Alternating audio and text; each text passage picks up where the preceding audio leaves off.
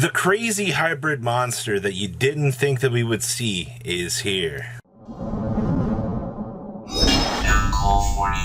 Make sure the 34% of you that have not smashed the ever-living crap out of that subscribe button, smash it so we can climb up the 110,000 ladder here. So we have a breakdown here for the GG Open tournament. Now this was 38 players. That might not seem like a lot for you here, but the homunculus thing that won this event, Sword Soul Tier Elements, is very, very interesting. And we'll analyze that list here in a second, because I wanted to cover that because I think it's interesting to see that we have this crazy homunculus deck, so similar to, you know, Sky Striker, Orchest, Thunder, where you could play all the best engines in one deck. It never had a crazy turnover in, you know, convergence, but it did actually do things. So that's the main purpose of covering this video.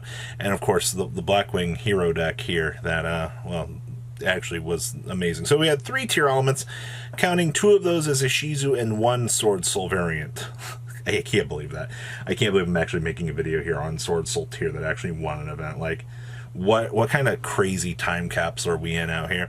We also had 2 Sprite, one of which was an Evil Twin variant, so it's kind of nice to see that that version of the deck is still doing something here.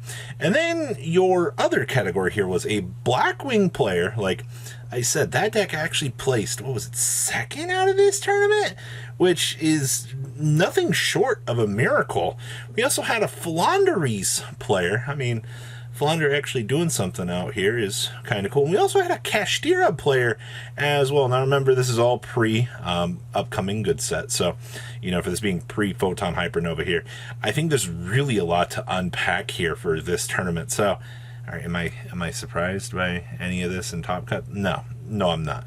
And like I said, the generalized participation for this event was pretty good. All right, we're going to pass on over so we can take a look at some of these deck lists. Winning the event here is none other than Sword Soul Tier Elements. I crap you not. This deck tore through the competition here. So what in the world are we doing? Well, we're going so far as we're playing Winda in here. I think that's the first thing that draws my attention. It's not the Sword Soul cards. It's not the tier cards. It's the fact that we're playing, we're doing this. Like, we're playing One Shadal monster for some of the time we make this. Okay, sure. So I can't even say this is a standard Sword Soul package. We're playing triple Tai, triple Long Yun, and triple Mo Yi. Like, that's it. The only value you're going to get out of Long Dong McDong is you got to see a Tai or a Mo Yi. I guess that you'll be able to, if you can't make the token, like Ecclesia is a tuner, so you could technically take Ecclesia plus a level 4 and make something that way. This is such a cluster pile. I see that we are playing the Branded in High Spirits, so we get interesting interactions out of that, but how is this pile of trash supposed to work? Because, like, you don't have the Vishudas and stuff to reveal. You're playing 49 cards. 49 cards, by the way. Think about that. All right, I think that's... The tier cards are just that good. That's the only explanation that I can have for this. The tier element cards are just so powerful in the way that they interact in this deck that you're just able to capitalize on things. Or we're just milling so many cards in our deck that we're obviously going to mill something so that we can commit the normal summon to the Tai or the special summon to the Ecclesia. That has to be the only other logical approach that I can think of here to this pile, is we have to actually physically go through, initiate all the dumps, and then we can get our value off of this. And, you know, we have the casual Monster Reborn to bring back Long Dong. Yeah. And we're only playing 1 Scream. Yeah. I'm give my 404 brain some time to process the combo lines to this, because this is so very interesting. We're also, like, we're maximizing on double Baron. Or like, hello? Like, yeah, you can do that. Like, your Monster Reborn has to be your best value. As long as you can see Cheese out to establish that, you should be good.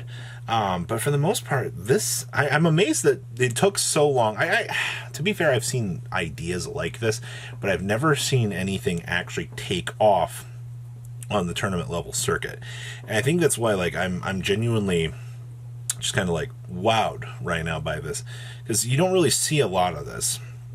And I think that's actually kind of interesting at the end of the day. So that's the surprise factor out of this event. Now, second place here was Black Wings.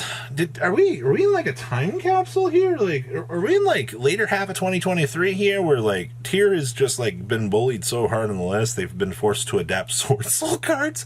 Black Wings out here being the absolute Chad that it is. Like, yeah, I guess so.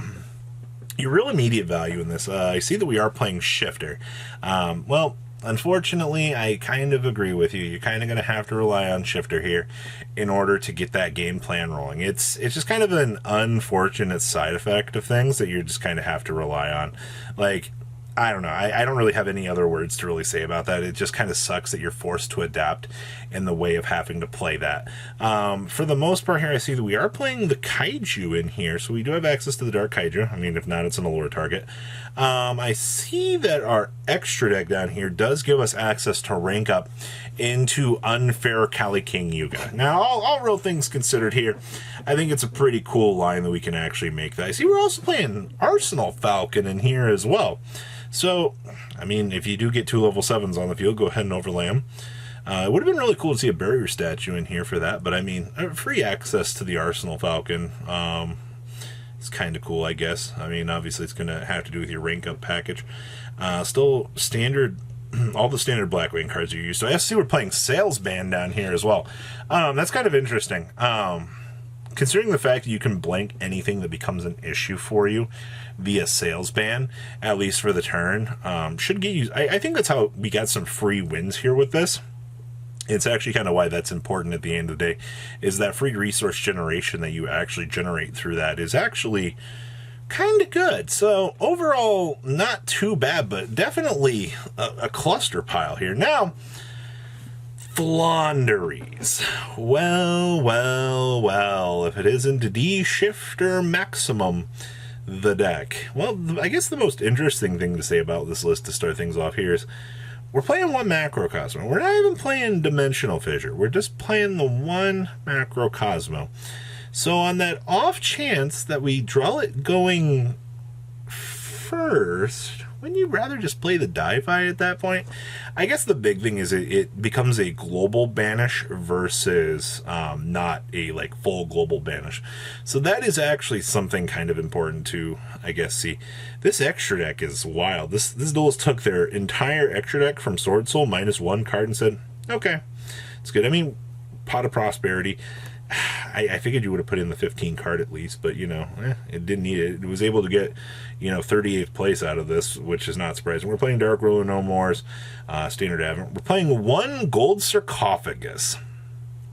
Okay. I mean, banish a Flaunderies monster. Take advantage of it. We're also playing the Evenly matches that we've actually been...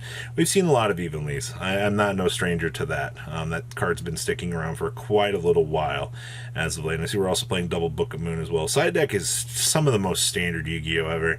Like, between Dimensional Barriers and the Feather Storms, you've got your bases pretty much covered for this. So, yeah, this actually looks pretty standard. And the last we have for you guys here is Flan. Just kidding. It's the most basic Tier Elements stuff in the world. We're playing the one Agito, triple Keldo, triple Mudora, triple Kelbeck. That's fine.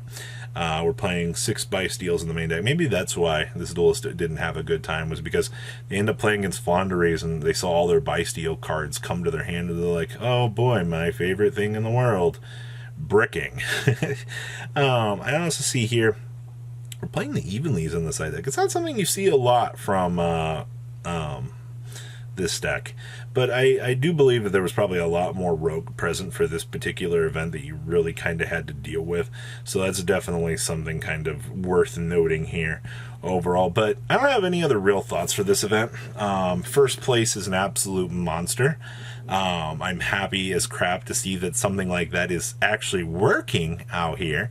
I think that's probably the craziest, most notable thing out of this tournament. But Top Cut was very, very, very interesting. So what do you guys think? Please leave a comment down below, tell me what you guys think, and I will see your beautiful faces back here later in the day, guys. Peace out.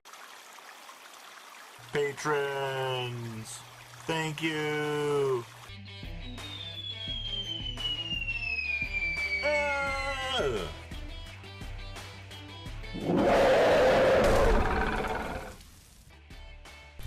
Thank you so much for watching. Check out these other videos.